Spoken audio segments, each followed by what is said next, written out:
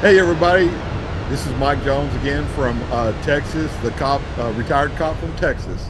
G'day, Mike. I'm Pete, the retired cop from New South Wales, Australia. G'day, Mike. How you Good going? day, Peter. I think I just stepped on you. Good day, Peter. Good to see you. You say g'day very well.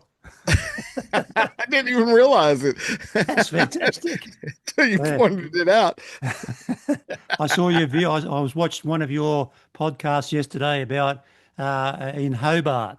You were commenting on a person that went to Hobart, and I know quite a bit about Hobart, even though it's not that far away from where I am. I've been there a few times, but it was really great seeing you. And you even mentioned the Aussie Bush Cop. That's right. Yeah, That was pretty cool. of So course, man. Uh, yeah.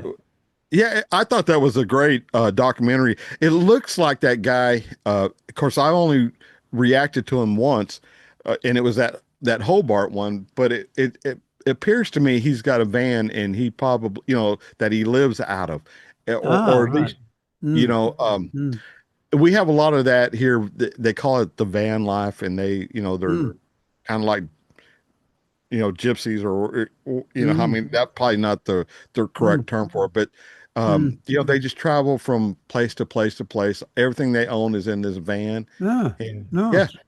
and, But and down I here thought, they call it grey nomads. yeah, Mm, probably the same thing. mm, mm, And that's what it looked like. He didn't say, and I've never seen his any more of his channel other than mm, what I saw. But mm. but I thought Hobart was very pretty. Oh, it is. Yeah, Yeah. yeah, yeah. What's the weather So down there? what's that? What's the weather in Hobart like? It can be stinking hot, Oh, really? or it can be quite cold. Okay. It's very different to King Island because we're a very maritime environment here. So it rarely gets really hot and it rarely gets really cold. Okay. Yeah. Uh, Yeah. what question do you think we could talk about this morning? Well, all right. So the K Zone DD 7718. I know him as the Geek Life too. Um, Mm, so he says, Mike, do you in Texas have what we have here? It's a victim support. It's a mixture of paid professionals and volunteers, and many of them are ex first responders who work with the police and justice department, kind of like you and I, for ex, former first responders. And he said, when there's an event that may involve victims, including witnesses of a traumatic event or crime, they offer immediate and, if necessary, long term support, ranging from helping with the kids while parents go file charges to long term psychological support. They can explain procedures to people and help them find a resolution through the system. He said, I'm asking because you'd be awesome for victims to have on their side. And mm, that was a nice comment, actually. Uh, mm. that, Very uh, nice. Yeah. yeah. Um, so let's start out by asking you, Peter. In New South Wales, did you all have a similar program to what I just read off? Not that I'm aware of. Bearing in mind, where I operated was a long, long way from Sydney, like where the main resources were. So I'm not aware of anything like that. No. Do you think that would have been helpful sometimes? Oh, Not of for you, course. but Yeah. for the other people. Of course. Yeah. Yeah, Yeah. Mm. yeah. I think there was So probably we, other agencies that we could refer people to, but no, largely I'd say there was a dearth of that sort of resource where I worked. yeah, yeah. So I really don't know how to answer this question, but uh, we don't have anything in-house, Mm, here that let's say a police officer goes out on a maybe it's a murder. mm, Let's just go like that. And maybe there's kids, in the house that may mm, have witnessed that murder or had witnessed the outcome of that mm, situation, right? mm, So we know the kids are going to be affected mentally, mm, and we would call. Uh, they don't they're not housed in the police department, but we have several agencies, that mm, are maybe nonprofit agencies that have trained uh, psychological, juvenile psychological specialists mm, that can come out and or we can send them to these people, and they have a really nice environment to kind of mm. drill down with these Right. kids to, Yeah. you Yeah. know, and then ironically, remember I told you I had an event to go to a couple episodes back, that was going to be on a Saturday night. Because we were going to do this podcast, and I said, well, I got Mhm. an event to do Oh, yeah. Saturday. Yeah. Yeah. So that event was at a place that is a horse ranch, Oh, and yeah. their sole reason for being there is for veterans who are having Ah. rough time, Mm, mm, reassimilating back into civilian life, mm, that might mm, have some kind of traumatic mm, psychological issues, as mm, well as children. And mm. they have a little petting zoo kind Oh, of yeah. in-house, so the the counselors can, let them Mm, pet these mm, furry little creatures, mm, and they take them on horse rides and kind of let them, mm, get their mind together, and you know mm, and they have these trained professionals that talk them off the cliff, if you know what I mean, and mm, really help them. And so that was a fundraiser for that, because it's a nonprofit. It's the only way they get their money is through fundraising and mm, people donating and things like that. So that was what I went through that night. So mm, we have mm, several places like that locally mm, that will pick up the slack. We got to go back to work as police officers, mm, as you know. mm, And so that I think what he's talking about is maybe they have something in-house that is staffed by volunteer first responders, former first responders, mm, and maybe they get a phone call. Like let's say you're retired and I'm retired. I don't see us sitting at the police department waiting for a call to come in for us to go. I mean, those things don't happen every day or all day every day. mm, So it'd probably be something that you would be on like a rotational list. I'm really not mm, sure how the mechanics of that would go, but mm, I think that's pretty cool if that's what they have. mm. You know? Yeah, it's, especially with children, it's Yeah. I mean, I remember one time going to a to the death of a 27-day-old baby, Oh and yeah. at the end of it, I just got in the truck and just drove away. Yeah. It's never had any more contact with those people, but and probably nor should I. It's not my business. Yeah. It's not my grief. It's you can only hope that there's people in their lives, their friends or relatives that might step in. I don't know. I really don't know, and but I guess when you're talking about before about looking after yourself, I guess I just do that to myself. Like, like I can every day, I would have contact with animals. My Yeah. big Highland cattle, and every morning I milk a cow. It's I Were guess I you just doing that even when you were a police officer? no, no, no. It's after. Yeah, I mean After. nothing like that. I mean my life after the cops is radically different. I mean I never lived anywhere where I didn't have neighbours over a paling fence. Yeah. Even though I lived in, after the age of 28, after 28, I lived in rural parts of New South Wales. But essentially, it was just like living in suburbia. I always had neighbours over a paling fence. Now, at the stroke of midnight, so to speak, I went and lived on a farm, and learned it, and still learning, and I will be learning till the day I die. So it's, I guess, in some ways, I just forced myself into that kind of a life to cope. Um, but anyway, it's a tragic world. I mean, you get up in the morning and the world's against you, that's for sure. Yeah. And you've You got to know, make. you mentioned about the baby. So I also went on a call. I don't know. I can't remember how old the baby was. It was an infant.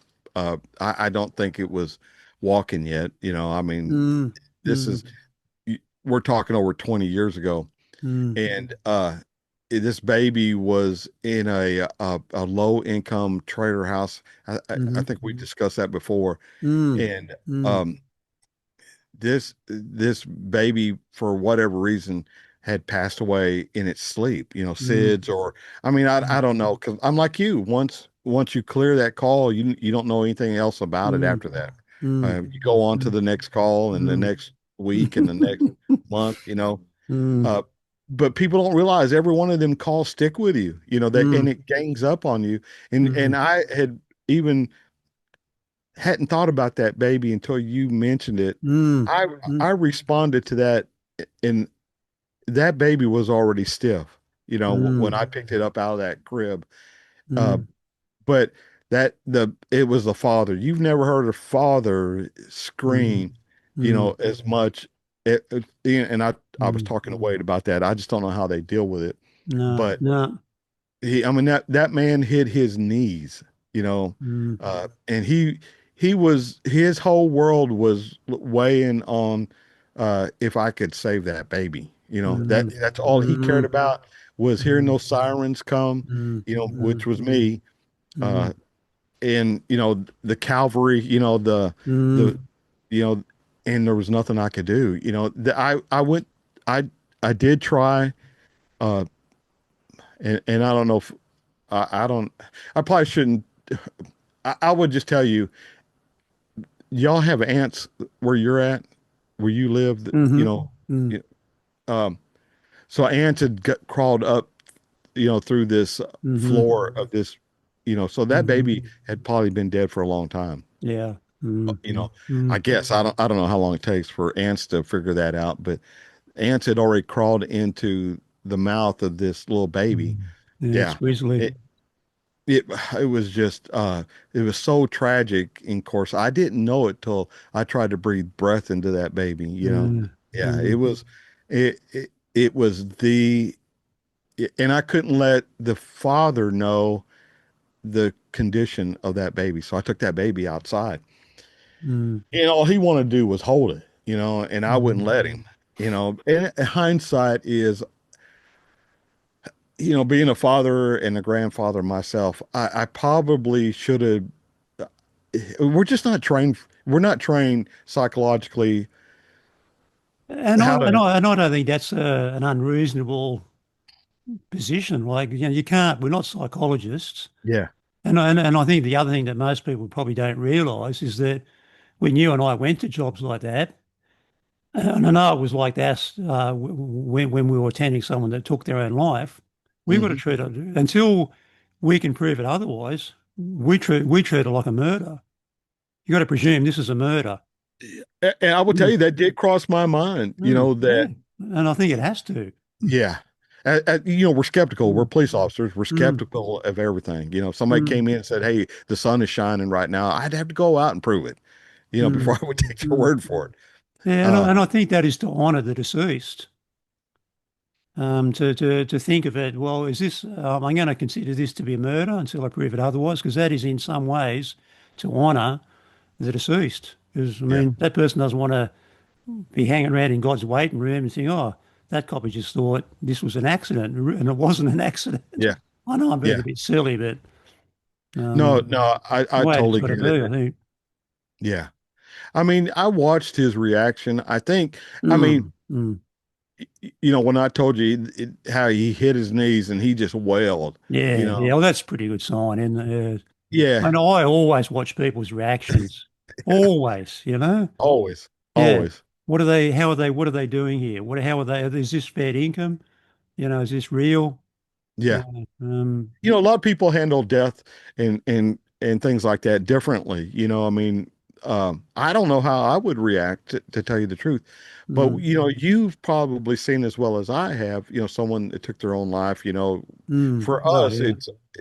it's more than likely it's going to be a firearm or Mm, some kind of overdose. You know, mm, um, we had one in the jail, and he was just in jail on simple warrants. You know, he just had to take mm, care of, you know, I, I'm just mm, going to say a speeding ticket, but it could have been something, mm. it could have been open. It was just something simple that Yeah. he didn't take care of. So we put him Mm, in jail till he can pay the money for the mm, fine, and then we mm, let him out. And at the time, we had, your jail may have had this too, but it was just, we had phones in every cell. We only had 8 cells. Any more than that, we would take him over to the big jail in the county. mm, But mm, this guy wasn't in there for anything serious, so we mm, weren't going to transport him over to the big jail because if he didn't. if he didn't come up with what he needed to in 24 hours, then he would have been transferred and Mm. make room. But each one of those jails had a telephone, and it was the handheld where it has a cord, and Ah, that man took that uh, handle off the phone and, mm. and put it around his neck, hung it back up, and went limp and killed himself. Yeah, I they mean, wouldn't allow literally, that in. Yeah, that wouldn't be allowed in Australian prisons. yeah, Mm. yeah. Well, so they came in with a metal cord after that, and they shortened it about this long because, I mean, how tragic is a Yeah. man's life that he's Mm. facing something? I mean, literally, it was you're gonna walk out of here. It's no harm, Mm. no foul. It doesn't go on your Yeah. record. You just got to pay a bill, Mm. and Mm. he hung himself. So he had more going on, than Yeah. Yeah. you know. And we're not Mm. trained for that. No. Eh, we're not trained for every scenario that we possibly come Mm. across, Mm. and you have to handle that. And then, like I've said on before, man, sometimes at night those faces come back to talk to you or to haunt you. Yeah.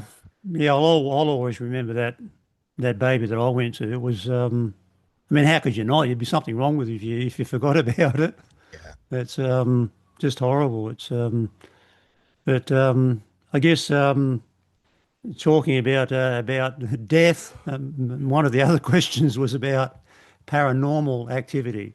Have you Okay. any experience of that? Not personally. I No. mean, Yeah, same here. I mean, sometimes you wonder why a full moon brings out the crazy people or a hot day. You think Yeah. it has something to do with it, but That is something I would have discounted until I joined the cops, and I think, oh no, I don't know what it is because I mean, I'm not the least bit superstitious, but I mean, the moon draws the tide. It's a powerful force, isn't it? One of my apparently, one of my neighbours where I live now, he's he was like the doyen of all things natural about growing things, and I know my neighbour Paul. He's known all across the island, perhaps we're even wider, about his ability to grow things. And Paul plants things, I think, according to the moon and all that sort of stuff. But no, it's a right? powerful Yeah, yeah, force. Uh, anyway, that's yeah. No, that's absolutely right. But I think you and I mentioned it, maybe even the last podcast or the one before that, to where mm, we knew if because I worked a lot of nights, time my here. shift, yeah, Mm, and if you want to get into if you're a police officer or you're thinking about becoming a police officer and you want to have a freaking hell of a night, you need to go on nights and yeah, uh and look at the moon. If it's a full moon, you can guarantee you need to carry an extra magazine yeah. or extra pepper spray because you're going to be dealing with some See, crazy people. the thing that reminds me of something you said in our last podcast about Christmas. Well, we got the double whammy here, Mike, because Christmas, of course, is in the middle of summer. Oh yeah, Uh, yeah, yeah, yeah. yeah, they say it's the season to be merry. It's the season to be something else too. Like It's you get a true. combination of extreme hot temperature, alcohol, relatives you don't like, and they're all in one room. That's What a right. recipe! I mean, that's the same thing in Texas. The funny thing is, we used to have like a smaller crew on Sunday. We Yeah. used to, Mm-hmm. and it seemed like because Sunday's the Lord's day, and people Mm. go to church and then they go out to eat lunch and then they go home and they kick their feet up and they watch some kind of sport, right? Yeah, right. But then it turned out to be Sunday was our busiest day. And there might be two of us in our whole city. Oh, wow. That's pretty Yeah. bad. Yeah. Yeah. And there's Um, every domestic call you go on, you have to go in the city. Well, now, when I was a county, you went by yourself because it just, mm, we're mm, just so spread out. But in mhm. the city, when I worked as a city patrol officer, your backup was literally, you know, 10 minutes at max, if he Yeah. was on the other side. Mm, So we made it a point that, uh, you know, if that call came out, both people would be headed to it. It might be a sign, the dispatch might Mm, assign it to me, but the other mm, officer would be called en route as well. mm-hmm, mm-hmm. And for good reason. Yeah. Yeah, I know there's one family I know, and it's at Christmas time when they all got together, and and it used to be called the annual Christmas punch up. Punch up is an Australian expression for a fight, and I don't mean an argument, I mean a fight. Yeah, it's And crazy, isn't it? strike a light, yeah, working Christmas in the western parts of New South Wales where it's filthy hot, not much fun. God, man. The glitter soon wears off, or the tinsel, I mean. Yeah. Yeah, with Anyway, us, so we used to say that being the police officer was the best circus in town because that's right. I love that's that exactly what it expression. was. Yeah. When I was a student police officer, we would spend 1 month at the local station, and so I was at the local station, which was Dubbo, and Dubbo's a city of 40,000 people, or it was back then. And the inspector who was in charge of the shift, so there might be, and he said to me, "What do you think of it, Pete?" And I said, "Oh, you call him boss." I said, "Boss, it's great." He said, "Yeah." He said, and I've never forgotten, there's nothing like it. And he's so right. Yeah.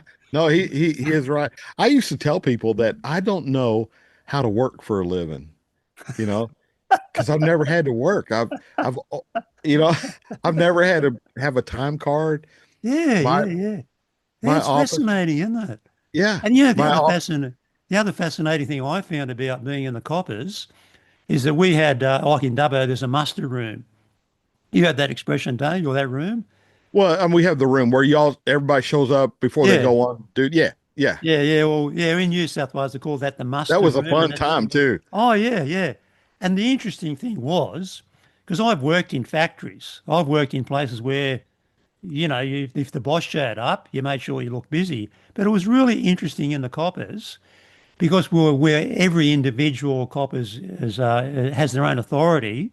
Hmm. And really, in a sense, no one's really over the top of you. And it was interesting if we were in the muster room, it could be 4 o'clock in the morning, we're all sitting and it's nothing happening at the moment. We're all just telling war stories. Yeah, If the inspector or the superintendent walked into the room, he didn't suddenly look busy. yeah, That just didn't happen. It wasn't like that. It's a fascinating that you reminded me about that. It's a fascinating yeah. thing about being in the coppers. Yeah.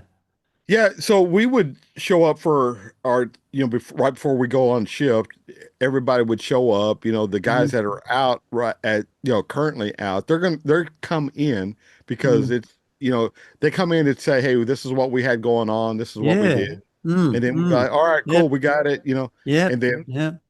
then we would decide, okay, I'm going to go this way, and the other guys, I'm going to go this way. We're going to do this. We're Mm, going to hit this area because it was a little mm, loud last night or whatever. mm. Yeah. And Yeah. That's much the same.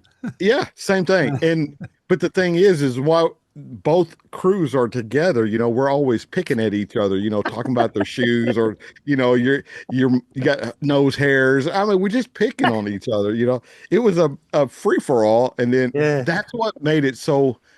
You knew every one of those guys would take a bullet for you, you Yeah. know, Yeah. but Yeah. they could be the most ruthless person, Yeah. you know. Yeah. Yeah, I love that. Yeah. I love yeah, I that. did too. Yeah. And So that's sort of got a question that I've got uh, that's in my mind is about having a partner in the police. So can you tell me or tell the viewers what about that in the police in for Texas? Well, okay. So I think there is some big cities like Dallas that Mm-hmm. might have some two-man cars, Mm-hmm. but No, right. Ah, okay. Oh, right. Yep. yeah. So I mean, in a like in the county, I mean, if you have two people in there, you have two salaries. You have uh, you're paying two people to do a one-person job. You know, Okay. Right. and Interesting. Mm. yeah, I mean, I've had a partner, sporadically if you're training somebody, Mm. you'll have somebody right in there, and I don't Right. like it. You know, Mm. I don't Mm. like if I want to go left, I go left. If I want to go Mm. right, I go right. But Mm. if you're Mm-hmm. training somebody, You're mm, sitting in the passenger seat. For us, it's on the mm, opposite side as y'all, and mm, you're watching this guy try to mm. be a police officer, and you're Right. seeing everything that he's not doing right, Yeah, you know, yeah. Uh, and you feel like your life is in jeopardy, that he's going to hit somebody any minute now, yeah, or right. Interesting. you Yeah. know, and because we Yeah. have computers in the cars, and we have radios in the cars, and we have Ah, radar in the cars, and they're getting cabin fever by looking at all this and not, okay. not looking outside, and Yeah. they could hit a Yeah. pedestrian or another Yeah. car, or Yeah. and I Mm, didn't like it. If you went on a hot call with a guy that you're training and mm, he's never operating there, and you've never seen him operate before, mm, he's new, then you mm, feel like now you're having to also protect him as well mm, as, mm, so mm, it's too stressful. I didn't like it. mm, When there was two police officers, trained police officers in the same car, you each have your own way of handling calls. mm, mm, So mm, if you get out on a call and you make a decision, because the we could just make any decision we really wanted to, long mm, as it was in the law. We mm, didn't have to arrest. We could arrest. We didn't have to write a ticket. mm, We could write a ticket, that mm, type of thing. But the other mm, guy might say, hey, man, I would write a ticket to that person. Then mm, you'd have to say, well, this is my call. mm, I know we're riding together, but this is my judgment. This is how we're going to mm, do it. And that mm, could create a little bit of animosity. mhm. Right on. But but yeah, man, I wanted in that passenger seat, that's where my bag was. That's where I had all my Oh, forms, and yeah. that's where, Mm. You're extra extra radio, extra. famous. Yeah. Yeah. I had all my stuff over there. And if I was riding with somebody, I had to put it Ah, in the back seat. No, I ah, don't know what I didn't ah. like it, Yeah. you know? When I was stationed at Dubbo, this city of 40,000 people, it was like a training station. And when probationary constables got sworn in, they would have to go to a training station. And so I was one of the field training officers at Yeah. Dubbo FTO. and FTO. And I really liked that because you and you sort of we were called the field training officer was called your buddy, which is interesting enough is like an American word, I think. We Hmm. wouldn't normally use that word in Australia. We would say mate. Anyway, you're your buddy. But towards the probation period, if everything went well, was 12 months. And so if I was working with that probationary constable, getting towards the end of their 12 months, and in a place like Dubbo, once at the end of your probationship, you got one stripe, okay? And which meant you were it's a confirmed constable. And there's legal things behind that. And I was a bit boring. I won't go into that. But towards the end of their 12 months, if they had 1 month to go, I remember doing this a number of times. Okay, Jim, for this shift, you're in charge. You make all the decisions just to get them ready, Hmm. because they could be a little bit anxious there. In a month's time, I'm going to be in charge of the truck. I'm going to decide where we're going. And I would just sit there and just watch. Yeah. If they're going to do something drastically wrong, I would stop it. But that was a great way for them to learn. And I knew that we were different to you. We almost were always two up in Dubbo. Really? Yeah, yeah, always. Yeah, we very, very rare to be on your own. Hmm. And but then it was very, very different when I went to my one man station. So I was almost always on my own. And so I've had both sides of it. But I know that in Dubbo we had there's about probably between 40 and 50 general duties police, and there was 5 teams. And but every now and again, I don't know why, because I was only a lowly senior constable. But every now and again, the boss would shake the teams up. Okay, and they'll break it up. And I always remember that was a little bit anxious for me. Hmm. Wow, I really know how my compadres operate. I know what their strengths are. I know what their weaknesses are. I know how to predict them, and I didn't like it. Yeah. I didn't like it. So that was my experience of having a partner. Why do you think you broke it up? I don't know. I don't know. I really don't know. I can only imagine it had something to do with maybe there's an anti-corruption thing, or it was a. I really don't know. I know that in New South Wales Police, they actually had that they could target you.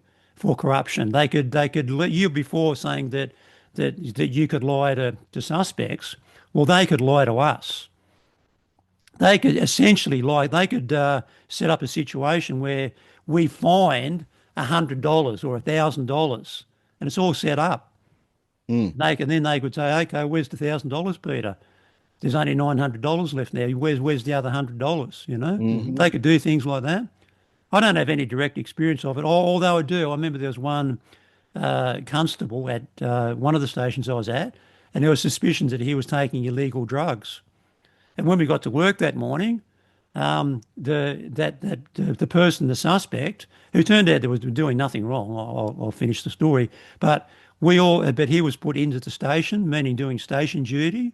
They could keep a direct eye on him, and the rest of us, they brought in this flying squad of goons, and they took us up to the upstairs toilet, the men's toilet, and had to take my gun belt off, put it aside, go into the cubicle, and they gave me a jar to wee into, to urinate into. The water in the bowl, in the toilet bowl, had a particular colour, so it's not like you had the tube or the thing they gave you to wee into. It was all very controlled. There's no way to cheat on it. Yeah. And they took a sample of our urine. Hmm. So that was I know that was because there was a suspicion that this bloke was using illegal drugs, and he wasn't. Wow. Mm. Wow. But that's You I know, suppose it's a good thing. I mean, there's two ways to look at that, really. Yeah. But when I was in the Marine Corps, we, that would happen, you know, Right. we, but, we had to comply, obviously, Mm. you know how it is. You don't get to make those, you don't get to say no. You know how it is. That's a good way to put it. Yeah. Yeah. That's not an option. Um, Uh, but, uh, but in the police force, we had to do that when we joined, you know, mm, mm, do a physical. But out of all the years I was a police officer, I was never, uh, we call it piss test. So I was never a piss test, you know. mm, Um, mm, but here's the deal. I mean, I've get done enough. At one time I confiscated $27,000 mm, from a drug dealer, mm, along with drugs, and that's how it was hidden in a door panel. mm. And not one thought went through my mind, you No. know, Mm, I mean, it's mm, just that money wasn't really money to me. It was a job, what I'm saying? yeah, yeah, yeah, yeah. And Mm, I, I think people like us, when my dad's face would flash through my mind, or my kids, mm, that I've always told them, don't do this, don't do that, do this, do mm, that, do this, do the right thing. I mm, can only imagine, what a shot across the bow that would be if mm. dad was arrested for, Yeah. taking $27,000 or $100 or $15. Wouldn't matter. It wouldn't matter. No. It's Uh, it's in the integrity thing. yeah. Uh, yeah, and I don't know if I've told you this before. It's like, uh, when I was in the police car, I wouldn't speed, Mm, mm, because I had the authority to write people a speeding ticket, but I mm, also had the authority to exceed the speed limit. But mm, people see a marked police car speeding, that mm, gives them a bad taste in their mouth. mm, mm, mm, So I would always do the speed limit unless I was going to what you call an urgent call, mm, uh, an emergency call. Then obviously I would mm, speed, but I would, mm, what we called code three, be mm, lights and sirens, mm, so that everybody knew that, yeah, mm, I'm exceeding the speed limit, but mm, there's exigent circumstances the reason why. mm, mm, But if they see police officer roll through a stop sign, or mm, run a red mm, light, mm, or um, speed when they're out there and without having a call, then they get a bad taste in their mouth about mm, police officers, mm, mm. Well, who's going to write the police officer a ticket? Nobody. Yeah. That's how they feel. And Mm, I kind of agree with them. mm, Um, that being said, there's what keeps us safe as police officers is that we don't steal money. We're not corrupt. So Mm. the bad guys, when we deal with them, they know we're just doing our job. You Mm. know, Yeah, yeah, that we're yeah, not, yeah, yeah, they know we're not dirty. We're yeah, just doing our job. They yeah. cut their losses and they got caught this time, but they don't take it personal. No, But if you no. were, Yeah, yeah, if yeah. you're a dirty cop, they take it personal and they're Oh, liable to yeah, follow you home, yeah, yeah, yeah. We had an and exemption, quite a number of exemptions under the traffic legislation, and one of them was that we were allowed to use a mobile phone while we're driving. And if people, going past and see the policeman, on the phone, oh, look at that, yeah. they hand out tickets for that, but they just didn't know that we had an exemption to do that. It wasn't Hold on you, a you second. couldn't just ring up, you couldn't be talking to your wife and say, oh, can you get a loaf of bread on the way home? Wasn't that But no sort of one would thing. know, That's right. but you would know. Yeah, yeah, exactly.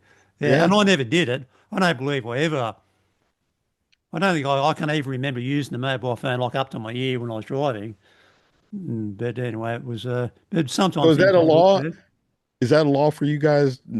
People can't use cell phones while they're driving? No, no, they can't even. I believe it's pretty locked down. I don't even think that you can touch your phone, or I might be. I'm out of the loop as far as the latest legislation, but it's pretty extreme, or it's pretty tight. Yeah, Hmm. it's and maybe it should be, but I find the interesting thing about all that, Mike, is that you can use the radio, but people could use. I think, as far as I know, you can still use if you had a CB radio in your car. I mean, I just think that that sort of slipped through the net, and then when mobile phones became a thing, they said, "Oh well, we better legislate against that." And really, I don't see a whole lot of difference between using a radio and a phone. But anyway, Well, I will tell you here. So that's not a law here, except for school zones, only when it's an okay. active school zone, Right. and Okay. it has to be Mm. marked. That it has to be posted. Yeah. No cellular phones allowed. Yeah. But yeah, I would tell you that if you get behind somebody at a red light, Yeah. and it turns green and you're sitting there for another, Oh, seems like you have to hog your horn because now that person's looking at their messages or Facebook or something on the phone. It's very irritating, yeah. but there's I no bet it law is. against it. It's Yeah, just, that's oh interesting. man, Yeah. no, there's no law. Yeah. Yeah, I Um, wish there was. yeah, yeah, maybe that'll come, but no, I'm quite surprised to hear that. That's interesting. So, but I think even here they have some pretty sophisticated cameras set up on probably highways that would capture people doing that. And I don't know, they seem to zero in on it. There seems to be the Wow. government seems to think it's a big problem. And but I do know that like fiddling with anything in your car, like changing the radio station or changing the air conditioner, or it all takes your eye off the road, doesn't it? Or it most likely does. Um, the other thing that I was interested to find out from you, if we have time, is talking about what it was like when, because you mentioned a few times about you joining the police and going to the academy, about that Mhm. experience. Would you be able to tell us about that? Anything specific or Well, about the recruitment process and how long the training was for, and whether it was in-house or whether you went home each evening or whatever, that sort of thing. Or the okay. recruitment process, I suppose, start off with. Yeah, so the recruit so it's kind of a strange story for me because I was in the Marine Corps, right? Yeah, and you were a policeman for 2 years whilst you were still in the Marines, I think you Yeah. said. Yeah. Yeah. Mm. So what had happened is a friend of mine in the Marine Corps had it's a crazy story. So I made it to my hometown because of another Marine. We were Mm. overseas. His father had a medical emergency, so he was able to they flew him home and Ah. we only had like maybe a month and a half to do overseas. So they Mm. weren't going to send him back. Mm-hmm. So he was from this hometown right here, my Mm-hmm. hometown, Midlothian, not me. Mm-hmm. And then so we were stationed. Our station was El Toro, California, Southern California. All right. Right. Beautiful. It was the best duty station ever. Mm. So he had, so I was coming up on whether I was going to re-enlist. I think I'm trying to think. I had 9 years in the Marine Corps at the time. And anyway, I was in touch with him, and his name is Dusty. And so I told Dusty, I said, man, I don't know if I'm going to retire or what. He says, what if I can get you orders? He was the maintenance officer at this squadron out here. It was a reserve squadron, Mm-hmm. but they have active duty guys there to really handle up on everything. So Mm-hmm. he said, what if I get you orders to NAS Dallas? Would you consider staying in and coming out here? At the time, they had F-4 airplanes, and they were going to go to the F-18. Well, I was in the F-18 squadron, Mm-hmm. and so they were trying to stand up this squadron with experienced F-18 guys. Right. So I knew that if I accepted it, I would go to from Southern California to Dallas, which was 3 hours from my parents and where I grew up. And I Oh, wanted to get back kind of into the country life. right. And Okay. so yeah. So I told him, yeah, sure. So came out here and then I ended up buying his house because his father ended up passing away and he moved Oh, into his father's house, which was next door. And I moved into his house oh. and, bought it. And so that's how, so if this mutual friend of ours that was here at Dallas at the Marine Corps station or the squadron at the Dallas, he was 2 years ahead of me. So he was going to retire 2 years before me. So before he Right. retired, I mean, so he during the Gulf War, the first one in the 90s, he went up to New York with a C-130 squadron and went over to the Gulf War from there. And when he got back, he got orders to back to NAS Dallas. And when he came back here, he moved to Midlothian to be close to me and Dusty. It's crazy. Mm. And so, make a long story short, 2 years before he retired, he went to the police academy uh, at a college. It was this one. There's some police academies that are in-house. The Mm. State Highway Patrol, Dallas PD has in-house. I think Fort Worth PD, they have that. But anyway, make a long story short, he joined that, and then he would come by every once in a while, and he would be in his police car, and I'd be, I'm still in the Marines, and I'm like, damn. I rode out with him a couple of times to see what Mm. it is a police officer does. And I was hooked. I'm like, oh yeah, man, I can do this. At Oh, least that's I thought I nice. could. That's great. That's a So really very earthy connection there. Then that's great. yeah. Yeah. And so Very. I ended up, it's the police academy is 9 months. And Right. so Mm. I did that at Mm. night. They have a night police academy as well. Ah. So you could No go wonder to you did work night shifts. exactly. So in the daytime, I was a Marine going, Oh my in the goodness, Marine Corps. Mike. And at nighttime for 9 months, I did the police academy. The Midlothian city of Midlothian had given me an offer to be a police officer, Ah, and back then you had to have that a police department sponsor you to go to the police academy. You couldn't just go in yeah. to the police academy. I don't know what the reason was behind all that, but Yeah. so they sponsored me, even though I paid for it. So I went to the police academy, and one of the guys that were in the police department decided to retire or quit. Ah, I don't know what it is. So they had an opening, ah. and so they asked me, "Hey, we got this opening. Do you want it?" And I still Mm. had 2 years left on to be a Yeah. Marine. So I talked to my command. I said, "Hey, if I take this job, you know, you got to work with me. Don't deploy me. Don't send me Yeah. overseas." And they were cool about it. Nice. They ended up sending me overseas for 3 weeks at one time, but the Mm. police department was worked real well with me on that. So Mm. I went 9 months to the police academy, then I think the day after I passed the state test, I went to work for the Midlothian Police Department onto their training program, like we were talking about. I had an Mm. FTO that trained me, Mm. and it was, I think, 6 months. Like you said, a year for y'all. I think it was Mm. 6 months back in the 90s. You rode around and you were graded everything you did and all that. Mm. Mhm. And I eventually became an FTO too, just like you did Mm. after Mm. I had Mm. 2 years under my belt. But so that's the story of how I did it. I didn't. Mm. The recruitment was they liked my friend and they thought, hey, this guy is a That's Marine nice. too. We Yeah, like how that's the Marines. really Yeah. it's good to see that through the potential bureaucracy of it, that there's a human element. Yeah, so Yeah. thanks for telling us that. I think that it's about our time, I think, for today, mate. We broke through. Hey, did you see that one comment on my channel where the guy said it was the fastest hour of the That's year? nice, isn't it? That's It really, was a really nice nice. Yeah, I've comment. seen that. Yeah, it's Oh, I just think there's an enduring interest in police stories, and I think that the benefit that you and I have got because of our personalities, we can talk about the stuff that you just shared, the human element behind the bureaucracy, and that's the very essence of good policing. The most famous, the father of modern policing, his name was Sir Robert Peel, mhm. P-E-E-L. He was an Englishman, and he said the police are the community, and the community are the police. And Yeah. increasingly so, we're losing that nexus between the public and the police. It's one or the other, and true policing is a really healthy nexus. And I think what you just shared is a manifestation of that.